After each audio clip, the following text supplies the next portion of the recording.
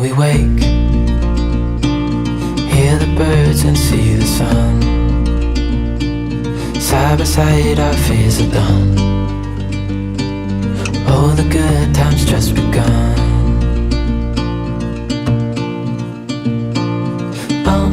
We know what we have, let's hold on tight.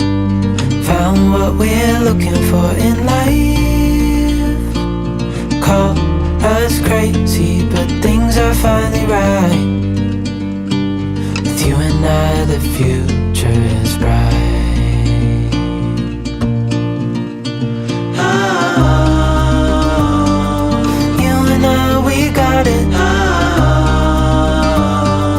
we don't need no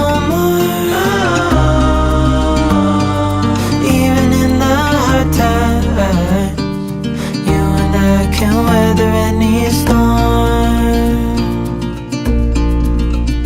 Before I sleep, hear the crickets, see the moon. Side by side and through. No limit to what we can do. Oh, we know what we have, let's hold on tight. Found what we're looking for in life. Call us crazy, but things are finally right. With you and I, the future is bright. Oh, you and I, we got it. Oh, we don't need no more.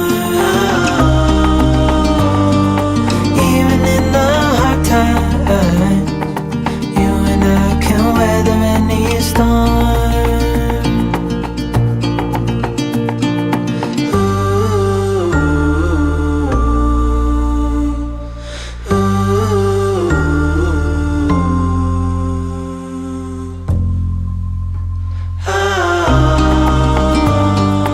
You and I, we got it. We don't need no more.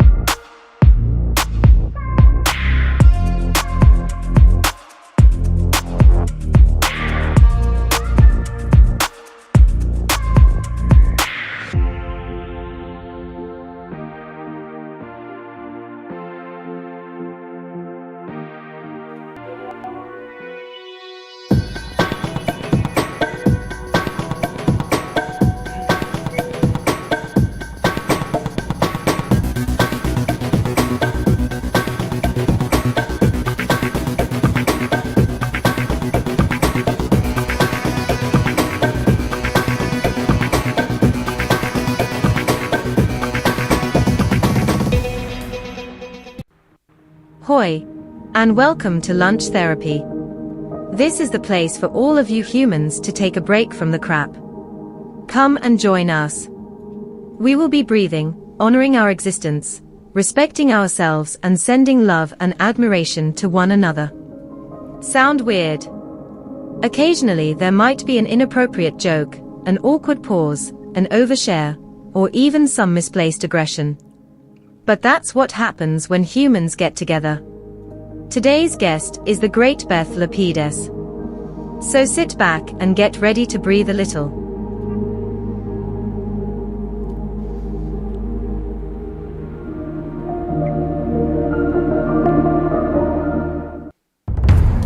Haha! Welcome to Lunch Therapy, Interview Friday. This is Joel Marshall. I'm surfing today. I bet you didn't know that I could. Whoa! I bet you didn't know I could surf. Pretty good. I'm working on it. It's not something I'm great at, but I think I can do part of the show from the surfboard. Bernice Clear is here from Toronto. So good to see you. Toronto, Trano, as they say, where they begin the summer with No Mo May. Wow. conscious of the ecosystem, I think. So yeah, Vernus is up there in this undisclosed location doing an undisclosed thing, so I can't disclose any of that. But we'll probably talk about it on the show someday soon. Kamala says Pride. Yes, we're at the Pride weekend. Last weekend, if you want to see more of that, you can see Tuesday's show. It was pretty involved. We've got a great guest today here for Interview Friday. We have the creator of Un-Cabaret, Beth Lapides. Just a remarkable career that she's had in comedy that continues. And let me just show you the poster of Un-Cabaret for this month. June 11th, the Zoom Un-Cabaret is happening. We'll show this later on. You can go to uncabaret.com and check it out. And then also the live Un-Cabaret. Went to one of those just recently. We're going to talk all about this on the show. So glad to see you all here. Beth is so awesome. Yes, that's true. We've got an awesome curl back there. Some awesome curl to my hair as well. Let's get into this thing called lunch therapy.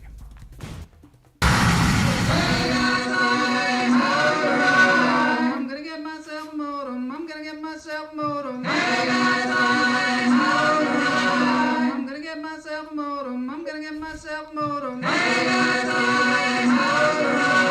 I'm gonna get myself a modem. I'm gonna get myself a modem. Oh, wow. I'm not even on the screen. This is great. I seem to be in Grand Central Station, which is cool. But for some reason, I'm not there. Let me get myself on the screen. I don't know what's happening. Some of you may be wondering, where is my co-host, my Paul Schaefer, Blas Lorenzo? I don't know. He seems to be AWOL, so maybe somebody should text him. I'm starting to worry about him. But the show must go on, I suppose. So yeah, so anybody out there who's looking for my co-host, let me know. Let me know in the chat that he's all right. It seems weird. It seems like a weird thing, but that's what happens with live shows, right? And Beth is in the green room with Boney. They're having a good old time, but we've got to breathe first.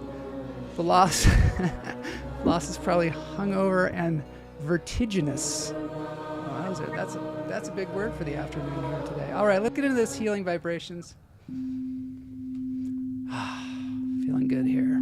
Feeling good. Sending out good healing vibrations to Blas, who is probably sleeping, I'm guessing. In through the nose, out through the toes. Let's take some breaths. I'm going to ask Beth about this. If she breathes, if she takes time to breathe, let it go. Behind me, I have the healing vibrations, one of my favorite channels. They're doing the sound bath for migraines.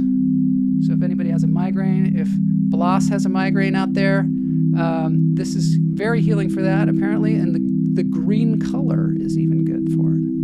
In my teens, devastating migraine attacks became an unfortunate routine for me. That's Travis, I think, saying that. Who's the guy who's playing the sound bowls. In through the nose and out through the toes. Hold it.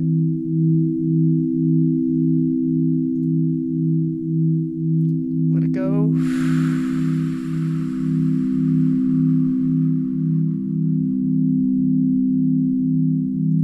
Chuck says, only 13 years too late, my ex-girlfriend. Going to use that. So yeah, send your ex-girlfriend over to Healing Vibrations. I don't know. Kamala says, I finally stopped getting migraines, knock on wood. They are so bad. I had a migraine once. It was horrible. It really gives you an idea of like what that's like for people that have them all the time. It's just totally debilitating. For me, I didn't have a green bowl sound bath at the time, and so I drank a huge cup of coffee. That actually helped for me, but obviously that doesn't help for everybody. In through the nose, out through the toes. Hold it.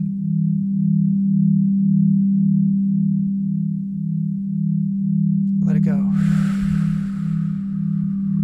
This is a different kind of show for those of you who maybe have never been here before. We always breathe at the top of the show because we believe in it. We think that people should breathe at least 3 times a day, whether they need it or not. We are better humans today with the sound bath available to us. Thank you. We are. We're so much better with this. All right, let's get into the intro because Beth is waiting in the green room. I've been waiting for a long time to talk to her about what she does because it is extraordinary. Here we go.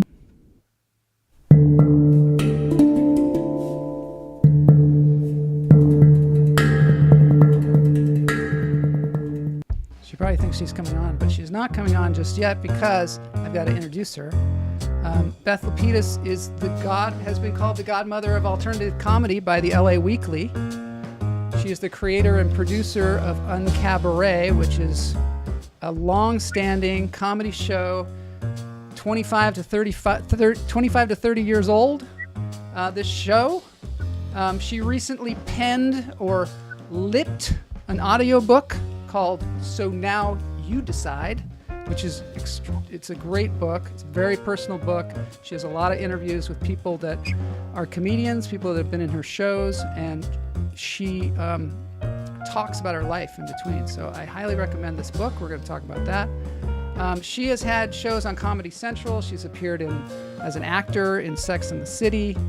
She's done one-person shows, such as 100% Happy, 88% of the time. And she is also a coach of other comedians and performers. So she's a wealth of information. So without further ado, as they say on Lunch Therapy, let's get into this. Interview Friday, Beth Lapides.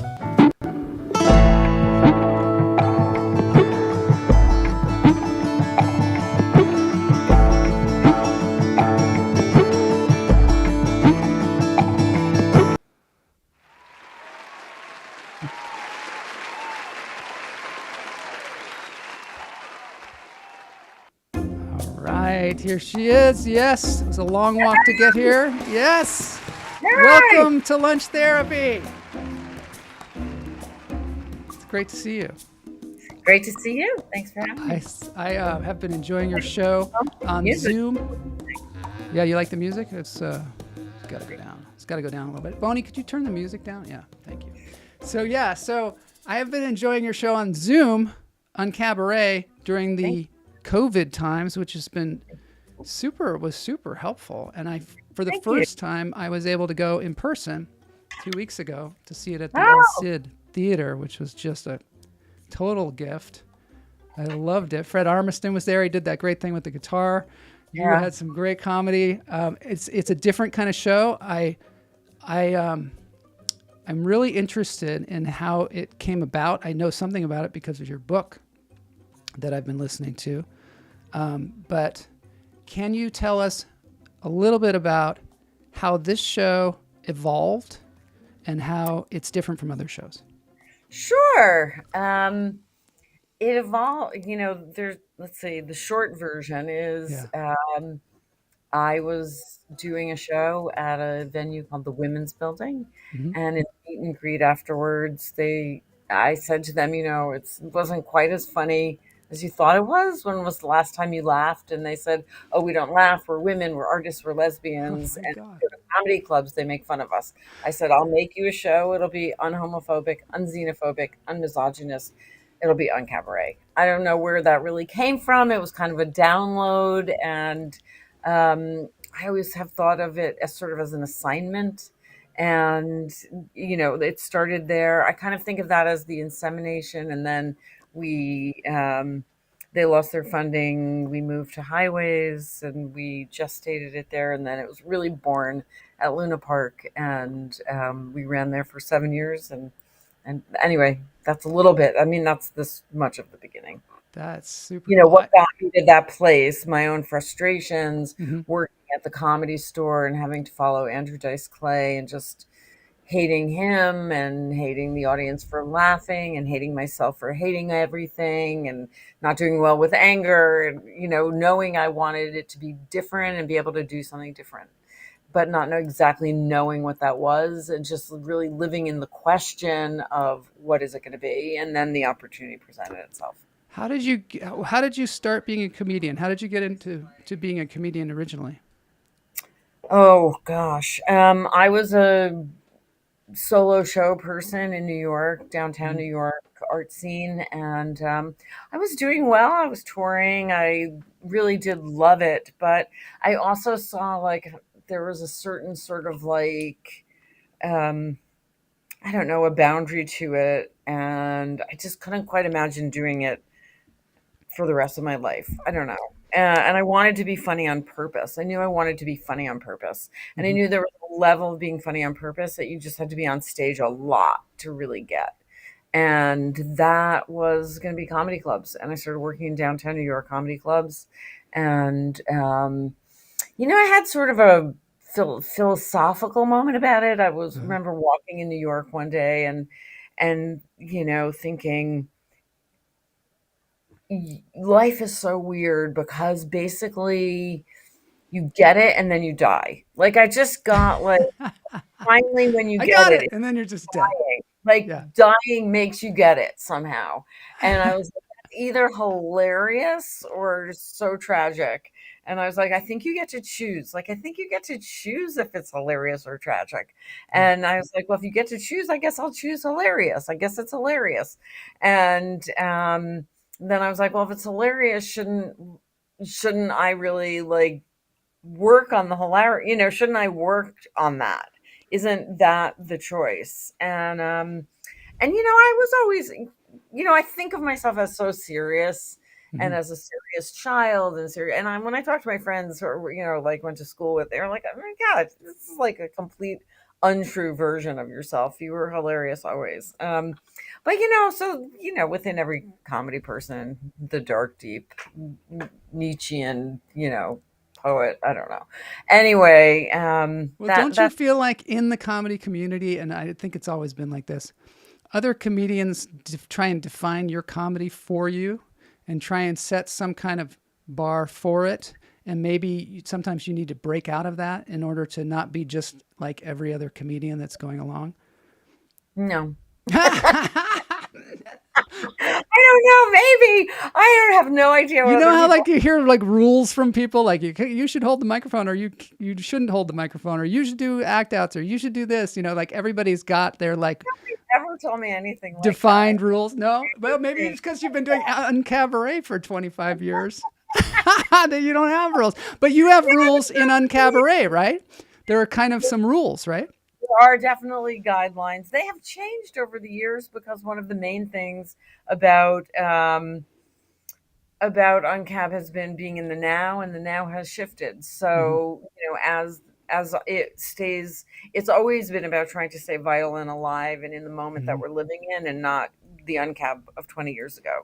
Yeah. So, the rules at the beginning evolved. It was always going to be the thing and Mm-hmm. unhacking. Mm-hmm. And then I knew at the beginning it should just be stuff you didn't feel like you could do in comedy clubs. People were very restrained. I think people who are just coming to comedy now don't understand how rigid it was in the late 80s and early 90s. Everybody was trying to do a tight 10 Mm-hmm. to get the late night set, to get the deal, to get the sitcom. I mean, there was a real path in a way Yeah. that there isn't now. Mm-hmm. And coming from New York and being like an art girl and doing the 1%, I just didn't have really that. I always had a really hard time with the tight 10 myself, just doing that same 10 minutes over and over and over to perfection. Yeah. I mean, I had material, but I never exactly mastered or mistressed the tight 10. Mm-hmm. And the environment of the comedy clubs was not, I didn't love it. And, so the rules of UNCAB at the beginning were just to do what you couldn't do in the shows. And then as we started, I mean, very early on, I was trying to articulate what that meant. Mm-hmm. And then it became do what you're going to do the material that if you don't do it, your head is going to explode. Mm-hmm. That was what I started telling people. Now I would say heart, of course. I'm much Your more heart's gonna open and explode. evolved. But then I was Yeah. extremely mental. And Yeah. And then what happened is, as it started growing, then when Taylor and Judy and I, so there was this run at Highways, which was just Taylor, Negron, Judy Toll, and myself. And that really formed the DNA of what Un-Cabaret was and is still, which is a mélange, as Taylor would say, of storytelling, philosophy, confession, big ideas. Um, each of us had pieces of those that we had in different, pieces and amounts. Mhm. And then when we moved to Luna Park, and the show was every Sunday. Yeah, and that's the thing. Every Sunday, and you did new material, and you were in the show every time, right? I was. So that was a disadvantage for me because nobody else had to do it every week. So I was really working. But what happened was, because it was new material every time, people would be in the middle of trying something new, and I would be in the back, and there would be a question. And one thing that keeps people from laughing is an unanswered question. If you're sitting there Right. watching and you're like, but wait, what did you said that thing about your brother? Confusion doesn't make people laugh.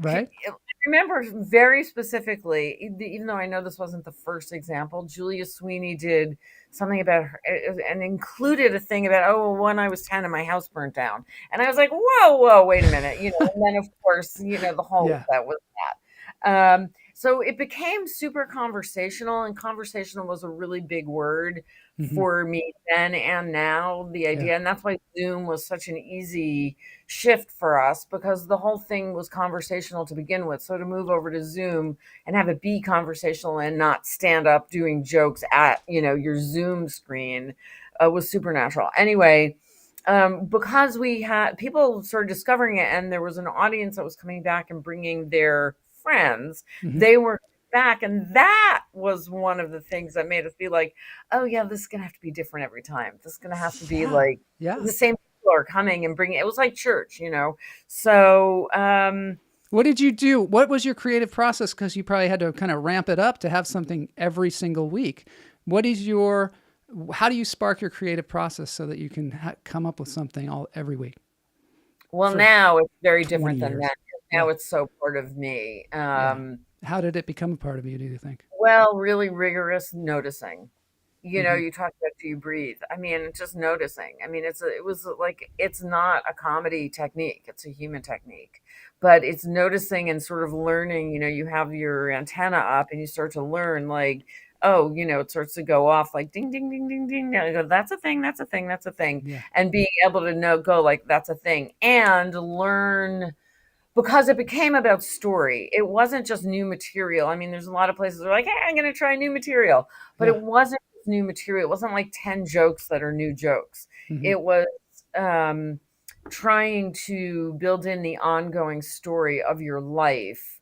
And so if you're always telling your story, it doesn't always have to be brand new material. Sometimes people would redo something to contextualize something. For me, I mean, there was a lot of sitting with my notebook. For sure. I mean, there's a lot of like, I don't know, God, what's the thing? And also don't forget that when we were doing it every single week, we didn't have the social media we have now, which has changed comedy, because a lot of what you maybe could have put on stage is just social media fodder now.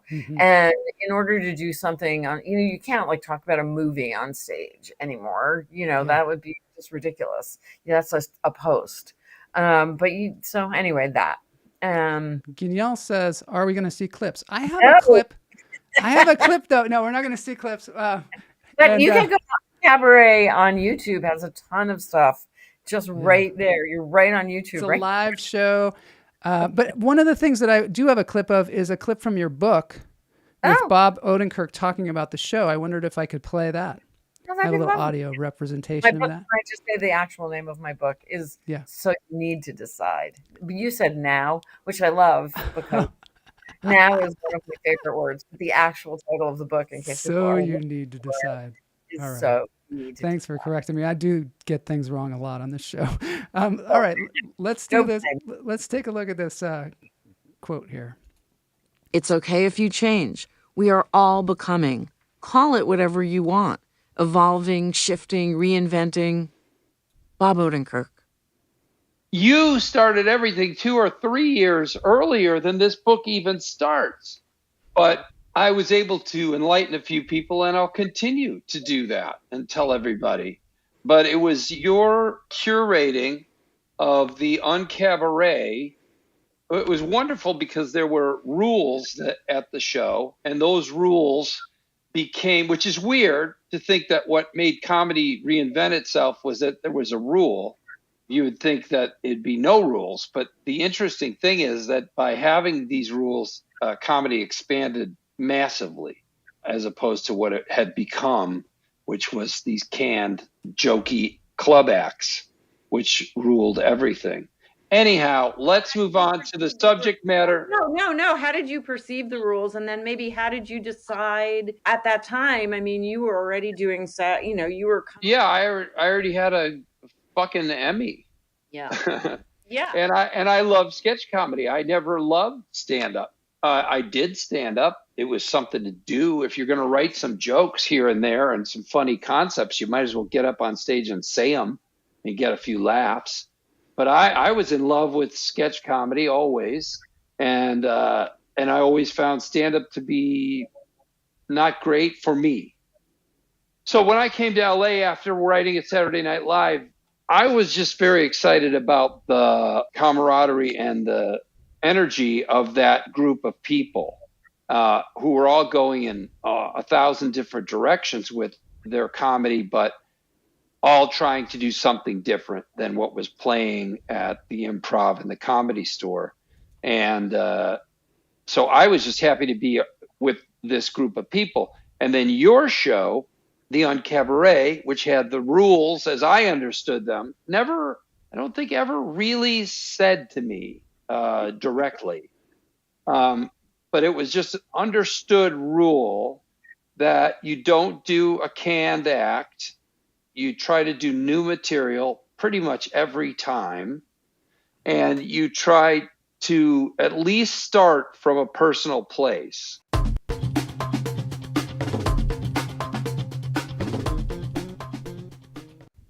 Okay, so there we go. That's really interesting. You know, I heard about you, first of all, from Gunnar Rohrbacher when he interviewed you on his show.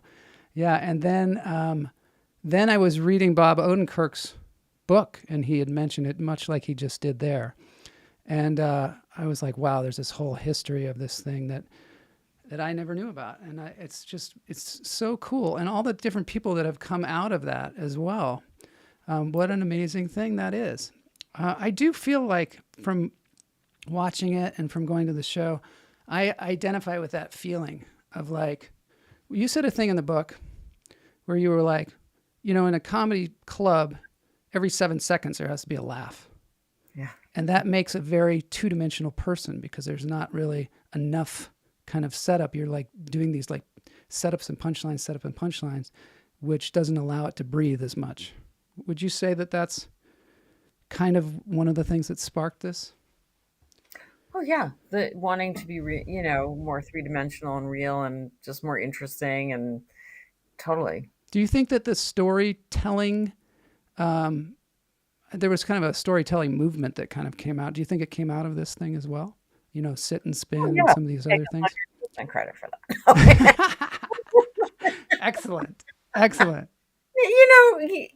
Zeitgeist. It was, an early moment in a zeitgeist shift. I didn't cause it all. I felt the shift happening, people wanting deeper stories. And when I say people, I mean me. I mean, I've always made work that is just what I wish was in the world. And so yeah, the setups needed to be longer because how can you get to anything if it's just like, I'm single, I'm divorced, I'm married, I'm black, I'm white, I'm Jewish, I'm fat, it's just like, that's a lot of what it was, with that, a setup that minuscule and then, a chunk of material that comes from that.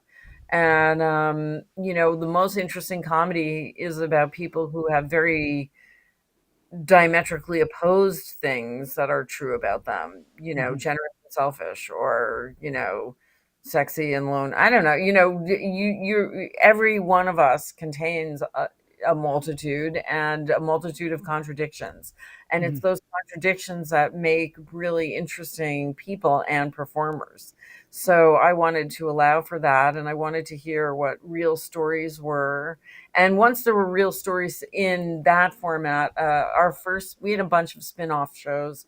One of them was called Say the Word. And especially now we're doing this in the moment of the writer's strike. This was a show with primarily television writers writing the story of their own lives.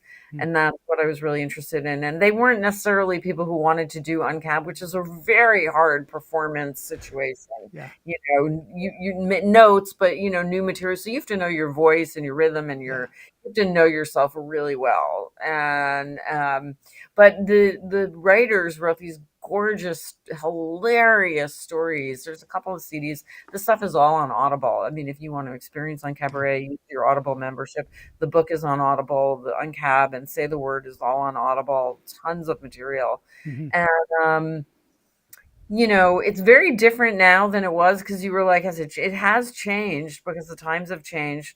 We used to go longer and do longer sets. People would do 20 minutes, and some of it was rambling and some of it was pointed. And now people just don't have the attention span or the bandwidth to do that to sit through that. It doesn't feel right. So really, when we came back, we took a little hiatus, and we came back to a venue downtown, and I started working with my now partner, Mitch Kaplan, who's a musical director. And we added music into the show, and the show sort of started to have a different kind of rhythm a little bit. This was in 2000 and I think we came back in 2000 and I always forget the years, 12 maybe. And it's just the rhythm of life got super different. I don't know whether maybe the world really did end in 2012. I think it might have. This is what happened. And now we're like at the end of the world's already ended. So yeah, it's already been ever since, I don't know, somewhere in the mid 2010s, things started to go really surreal, where you start to be like, did I go off the track here? Is there am I in the alternate world now? You know how the Aztecs were saying, everybody's like the Aztec calendar, the world's, say the world's going to end in 2012. And I'm like, man, it might have. It might have ended. We didn't notice. So now we it's like a bad relationship that we're still in. Yeah. Something like that. And some people are even trying to go to a different planet at this point. Yeah. But there's no world. So anyway, I don't know. Anyway, think so. It's a little bit different in terms of new material. And we only do the show monthly, but it's still what compels me is still stories about living in the now. And it's just that sometimes it's not always, I'm not so rigorous about newness, and I'm not always riding the back mic, and I don't have to, because comedy changed. I mean, when you said you're riding the back mic, you're talking while somebody's on stage talking. You're talking to them, which I think is a super unique, fun thing to do. It's like a little conversation. Some people did. Some people did. It's like, why is she talking to me? Like talking from the wings. I know. I mean, you were doing it in the Zoom, and I thought, oh, this is just because it's Zoom. But then when I went to the show, there you were with another microphone talking to the wings, which I think is great. I really do it lightly now. I used to be much more heavy-handed about it, but partly it was because I was really trying to push people. I always tried to do it to help, never to. And some people love it. Some people would say to me before their set, "Oh my God, I'm going to need a lot of help tonight." And I really was there for that. And then sometimes people were just, had it taken care of. So you help other people develop their shows as well, their comedy as well. You teach people, right? I am a coach. Yes. You're a coach. So how do you get that out of people? How do you help people find their own thing? Because obviously you've found something that is your own thing. How do you get out of the way and help other people? It's magic. Or do you? It's magic. All right. Can you divulge a little bit of the magic? Wand. Well, okay. Let's say I was trying to develop a one-man show or whatever, and I wanted to. Where would you even tell me to start? I wouldn't tell you where to start. I would listen. I would have you start to tell me your story, and I'd see what you have. Do you have a title? Do you have a main tentpole? Do you have an idea? A one-person show is a marriage of big idea and story in general, and maybe a performance a style, performance style married with theme and story and idea. And I'd see what of those things you have and how much you've developed your thing. You might, and some people are like, I want to do one man show, and I'm like, maybe you should do one set, just Right. try a set. It's like They want to eat the whole elephant all at once. partly it's refining goals, partly it's seeing where you are as a performer, where you are as a writer, because it's those two skills combined. And looking at are you saying one person show to fill in for a project? Mhm. Or sometimes people just say like a one person show, meaning a project, and really maybe it's a book, or maybe it's a TV show or stream, maybe it's a show or a script, maybe it's a book, maybe it's a show, maybe it's a podcast. Didn't that happen to you where you were writing a book and you turned it into a show? The 88% happy, 100%. That did actually happen yeah. to me, yeah. But that was only because I couldn't get it published. Well, you got to find, there's something interesting that you say in the book is you've just kind of got to find what your thing is, because something might, you might be like. Every project is different. I have to say, I finished that book. That book was the story of getting evicted, and you're evicted. I was evicted, and then what happened. Mm-hmm. And I had a great agent, and she sent it around, and she called me. She said, "Well, everybody loves your book," and I just could hear the but, but yeah, right, but everybody says eviction's not. What's so bad about that? That's not bad enough. Oh. And you needed more tragedy in it. Yeah. But what's funny, over the course of time, you realize, because now I've gone back to that story, Mm-hmm. because I didn't actually, it wasn't that it wasn't bad enough. I hadn't actually lived to the end of the story yet. It was it wasn't too soon in terms of the comedy. It was too soon in terms of really, I thought this story had ended, but it hadn't.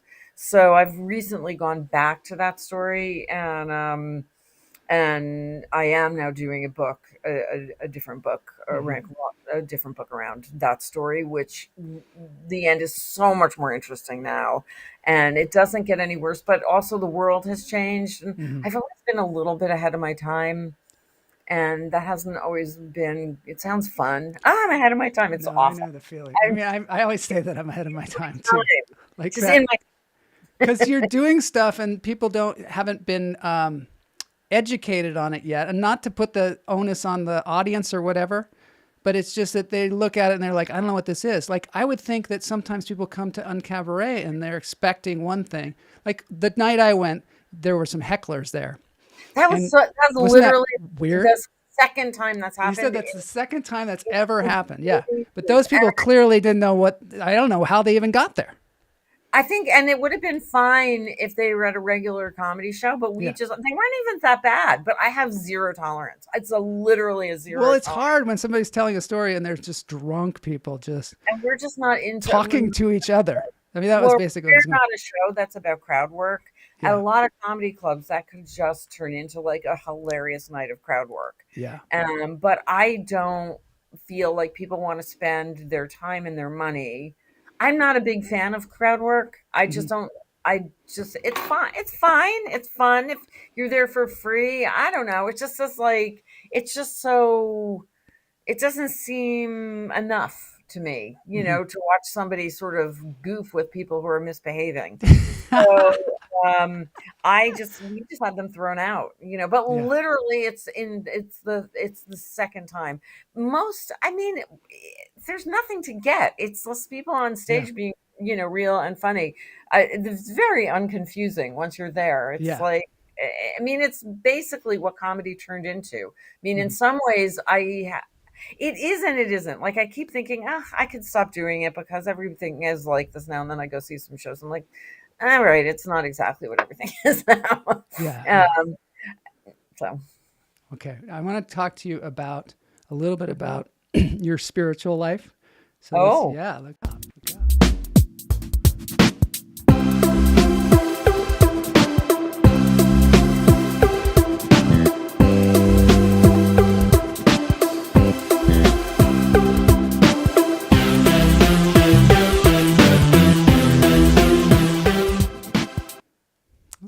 song bumper. All right, so now we're going to talk about a little bit about how you keep your mind right, what kind of your belief system is, how do you keep your energy and enthusiasm up? Do you have rituals during the day? I get extra credit for this part. That's right. Yes, well, yes. I mean, anybody who's a creative person, if you don't have a way, you will drown. What are the tent poles of my system? I mean, first of all, I would say I have habits and I don't have a routine. Mhm. I really believe in habits for myself rather than, rigid routinizing. I have a Vedic meditation practice that's probably about 7 years Mm. uh, into that. And I only started it because a friend of mine was trained as a Vedic, went to India and came back. He was actually producing my podcast, and Mhm. Mitch said, we have to let him teach us. I was like, oh God, I've done so much meditation. I want to learn this thing. And but okay, be a good friend. And then of course it's the thing that stuck and changed my life and is Mm. amazing. And the thing I love about it, for me, that particular form of meditation, is it's what TM is based on. It's a mantra that you Mhm. do 20 minutes a day. You get assigned a mantra.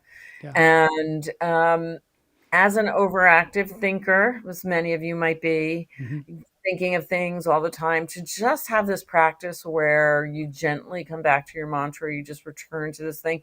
You're not working on finding your chakras or where's your energy or thinking of a thing or visualizing what's going to happen. There's not like assignments, it's Yeah. not an Yeah. assignment. There's not a lot to do. You just gently, I love how Chris says, pick up your mantra as gently as you would pick up a flower leaf, petal of a Mm. flower. Interesting. And, Yeah. it's just such a gentle, and then you just gently return back to your mantra. And I feel like that's been a great, plugging in. It's a really just about plugging into the thing.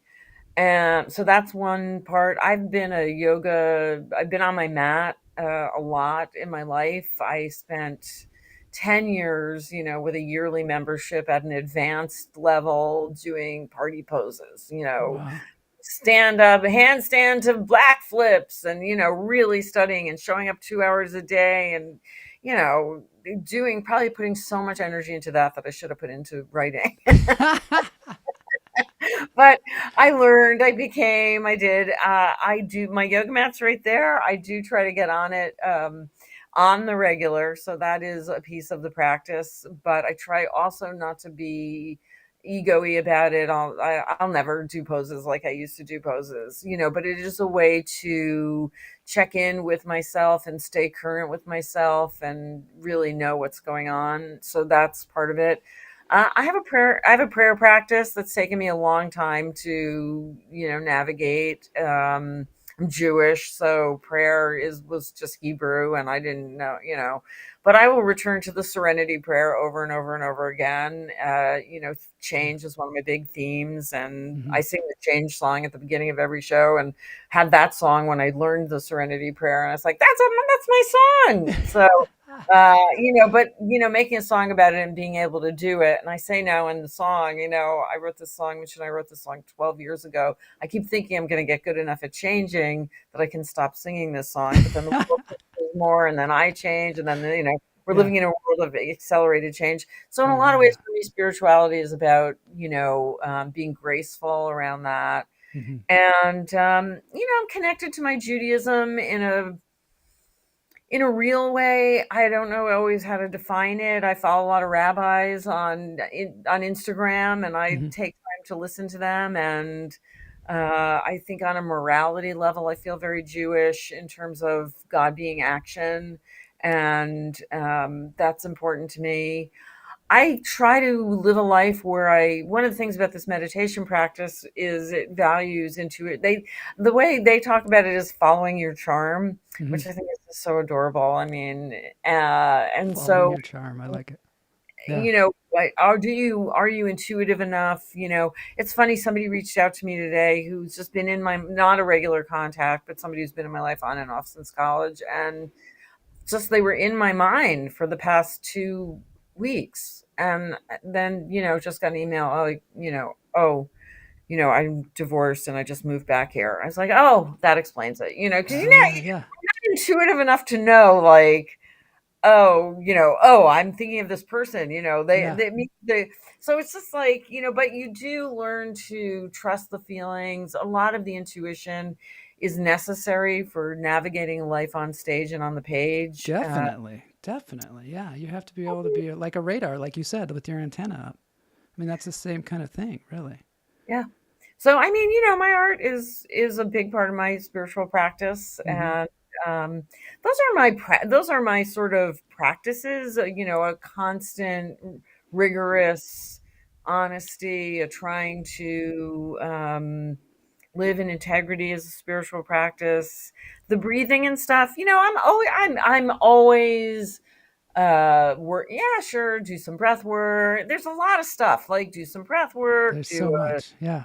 do a this, do a that. But these things that I've named, the meditation, the getting on my mat, the walking, the being Jewish in consciousness, the prayer, the handing things over to a higher power on occasion, trying to not be in control. These big ideas that are in everything. I have an I Ching. I sometimes look at that.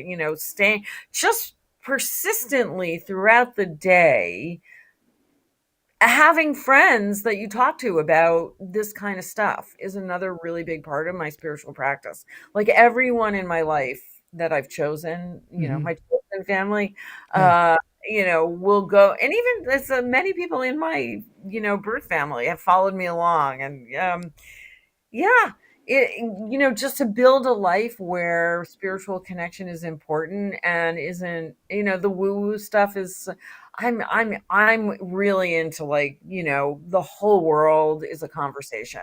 Yeah. I mean, when I talk about Un-Cabaret being a conversation and conversational, I experience the world as a conversation with the world, with the universe, with God. I'm always looking and say, oh, that's a sign, or that's a sign, but not in a ridiculous way, just in a way like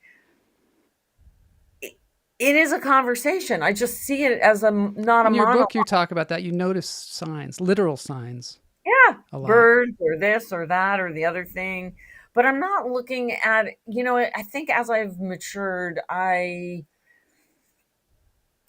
used to look for signs like, oh, what should I do? Like more like telling me what to do. Like, now it's a more subtle, maybe encouragement or nudge, or I'm walking there. I kind of know what I'm doing, but I'm looking for synchronicities because they're pleasing. And I'm looking for synchronicities to maybe angle a little bit differently, or do you, so here's my question. You're always trying to be in the moment, in the now, right? Do you ever envision Sorry, I didn't hear what you said. I was thinking about something else. We were talking about different levels of attention. I have the hardest time because I'm trying to run this show and listen to my guests at the same time. So oftentimes they'll be like my partner who's not here, he will be like, you were like not paying attention. They said that their husband died or something. And you were like, that's hilarious. But the question is, we're always trying to be in the now. How do you spend time in trying to envision the future? Oh, that's a great question, Joel. It's a super hard balance, and yes, I do. I mean, you have to. Yeah. First of all, to be a creator, as I imagine many of the people in your audience are, the word create, my teaching has moved to a program that I call the Infinite Creator, and I work with people over a year long at least. The word creation has a meaning that means to grow. It doesn't mean to make. And people mistake creating for making things when actually it means, growth. So you're always, as an artist, trying to choose projects that are going to help you grow as a human. Then you're different and you choose the project different. And then that, it's like an infinite loop between your growth and the project. You can't, the now, I always think of it visually. There's like that N and the W, and they're both like roller coaster letters with this very focused central hub of beingness. Yeah. And in order to be in this hub of beingness, you have to be willing to kind of be on the roller coaster of the N and the W. And that's like up and down in the past and the future and the thing, but you keep coming back to that center O. Without intentionality, I mean, I think that we're born. I've really worked on my belief is around this. I think we're born with the option of. I'm just plugging in my power here because I see in the future I'm about to lose power. Good. So that's a great example. Yeah. I mean, I'm being in the moment, but I see I'm going to lose power. Yeah. I better begin. Yeah. So, I've had such crazy examples of like manifestation in my life where, like one example, I was having a really hard time. I had a friend, she gave me this like card that said hope one way, and at the time I was just like restarting my life, and I was like, I don't even believe in hope is about the future and I'm about the present. I'm a yogi, I'm in the now. Ooh. And she was like, okay, well, maybe believe in hope a little. And anyway, so I took this card, and because I was in such a hard time and she loved me so much, and I was moving around a lot, and I would bring it with me, and I kept looking at that card and thinking maybe I could be hopeful, and then we got offered, when Un-Cabaret was on hiatus, we got offered a gig to do Un-Cab, went down to the club. I was even trying to think of other shows to do. Anyway, we ended up saying yes to doing Un-Cab at this venue, and it was a great opportunity. Mm-hmm. We walked out of the venue, Mitch and I, and I realized that the venue was on the corner of First and Hope Street.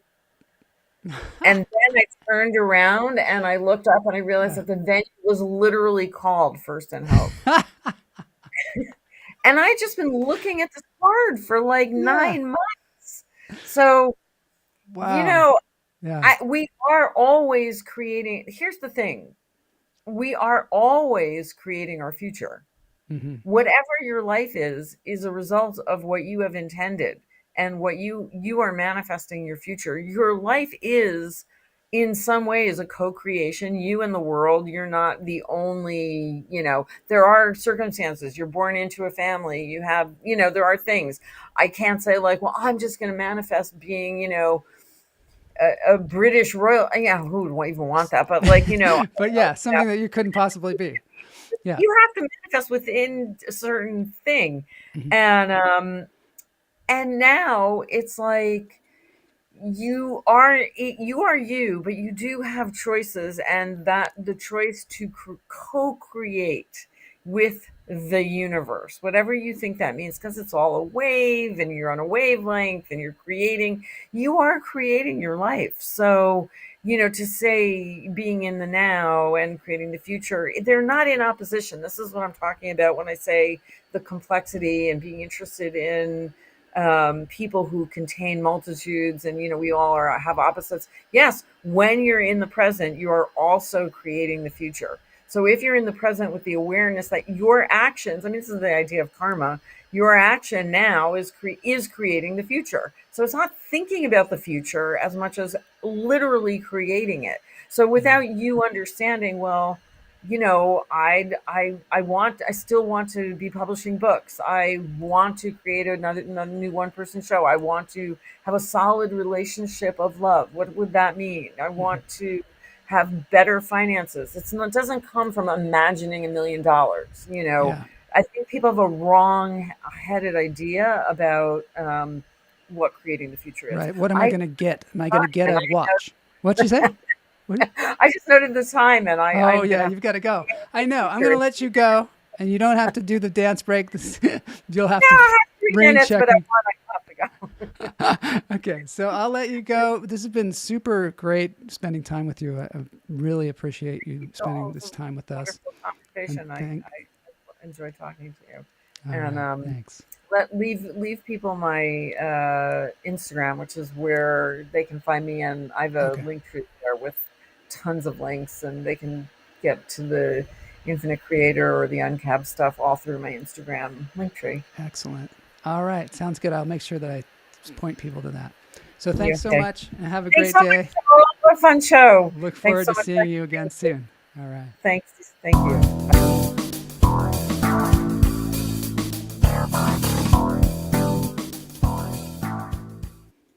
All right, so that was Beth Lapides. Thank you so much, Beth. Yes, behind me is a website for Un-Cabaret, which is uncabaret.com. And at the top there, I have the Cogno movement from last week, which you should check out too. But this is uncabaret.com. And then also Beth's website. Here you can see, and this is bethlapides.com.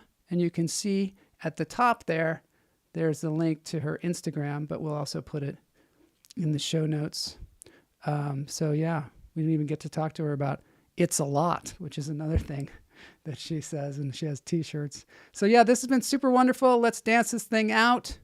Thanks everybody for being here, and pass this around because it's pretty interesting information. All right, let's go to the dance break. I'm doing it solo. I'm dancing solo.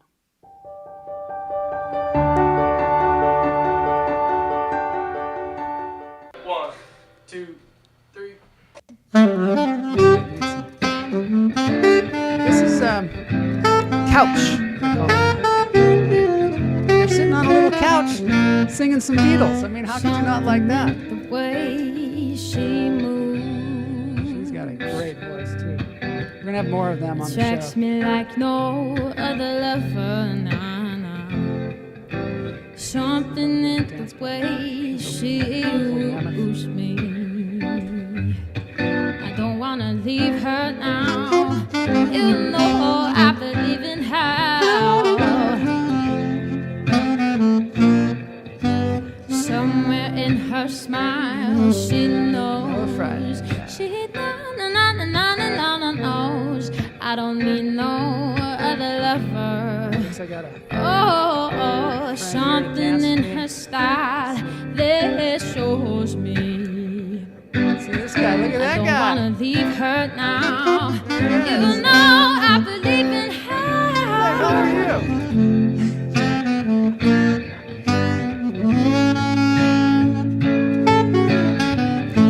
You're asking me will my love go?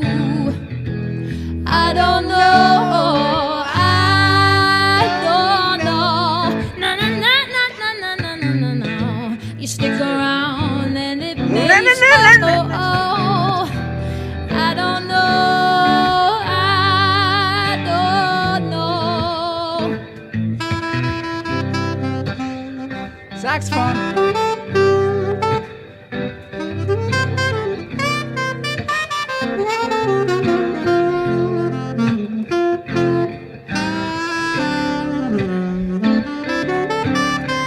Legalize equality, people.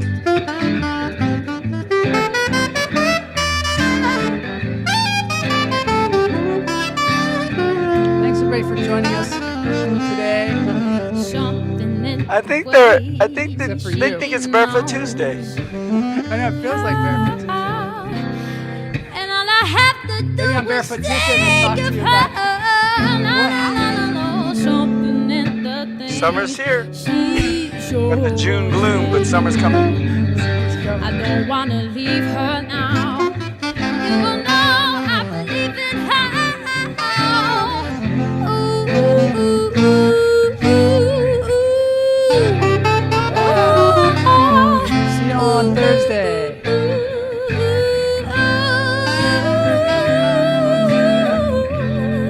girl has a good voice. We're gonna hear more of her. Let me tell you, next week. I will, on Tuesday, have a good report for you about where I was earlier today and what's been going on this week. Excellent. On Barefoot Tuesday. Lots to share. Lots of life moments. And I gotta tell you, great guest today. Real insight on creativity and growth. Have her on.